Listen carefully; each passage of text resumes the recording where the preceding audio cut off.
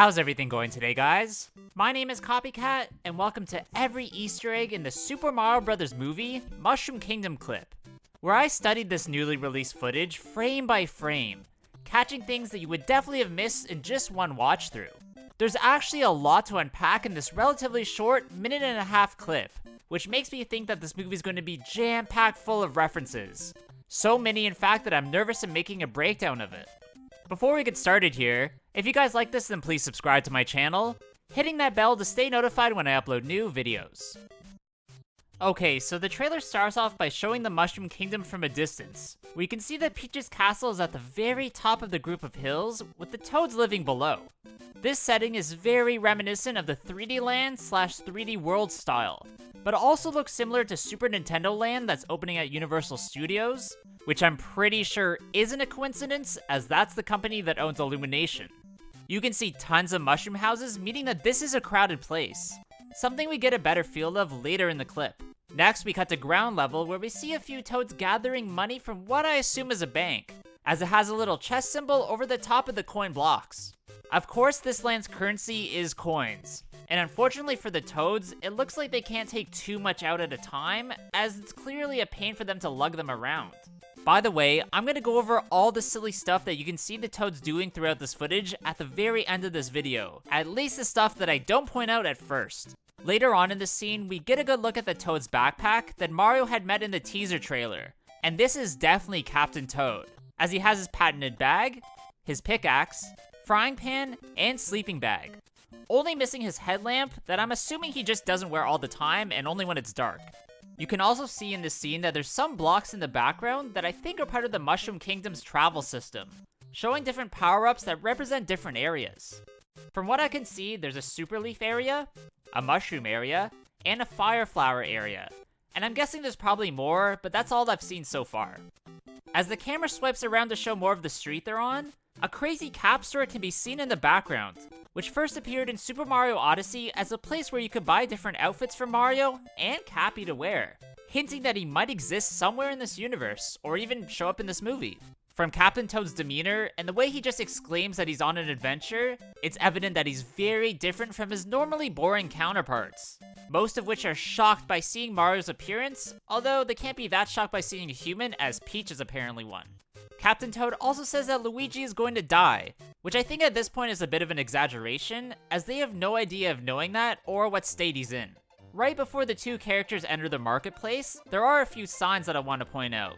One for the marketplace itself, which are just a few symbols of a chest and some food, and the other a poster of some sort of band featuring Toadette, which is the first confirmation of her at least existing in this world, or any other female Toad for that matter. Really, are they all male except her? That's kind of weird. Anyways. Next, Mario passes probably my favorite Easter egg of the clip, the antique store, which is full of power-ups from the past 2D entries. So many, in fact, that you'll have to bear with me as I go through them all.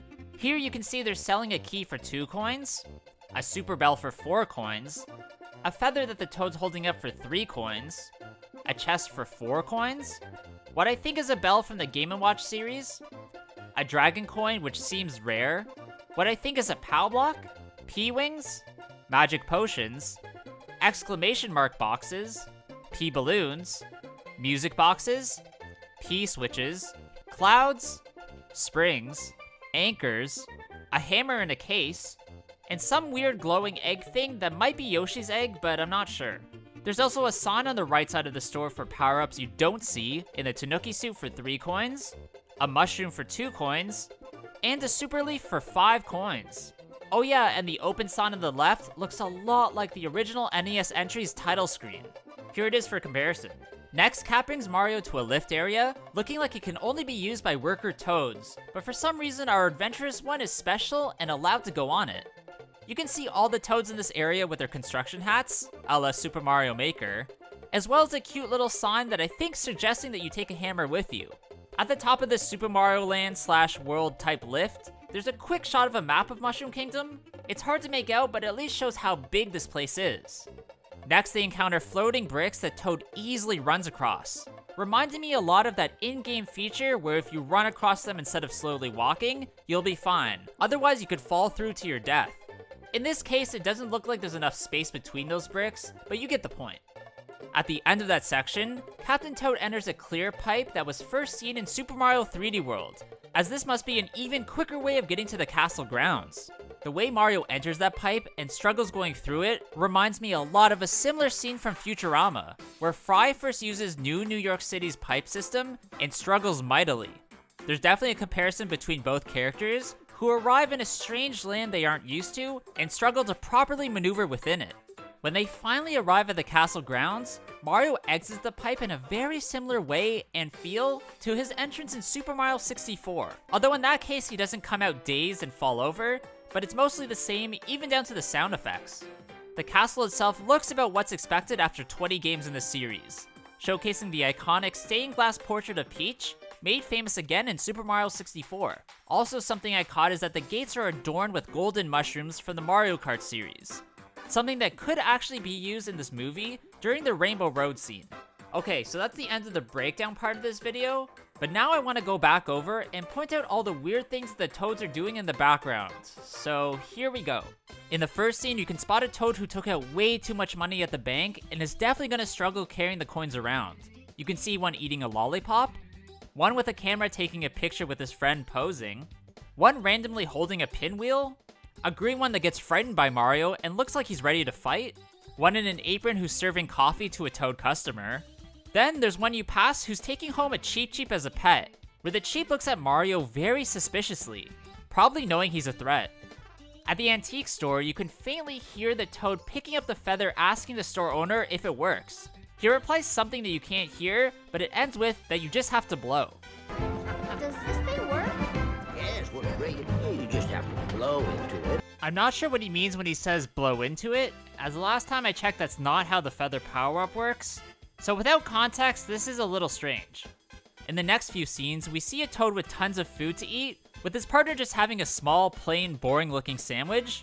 There's one that drops something down the stairs that hits his buddy. There's a few using binoculars, but I'm not quite sure what they're looking at. There's one watering a group of mushrooms, and finally one using a coin to get something from a vending machine. Alright, that's everything I spotted in this actually jam-packed clip. If you saw something that I missed, then please let me know in the comments. Also, like this video, subscribe, and go follow my Instagram at Copycat Gamer. There I upload some cool clips and items from my collection that you won't see anywhere else. Hope you guys all have a good day, and I'll see you all in the next one. Bye!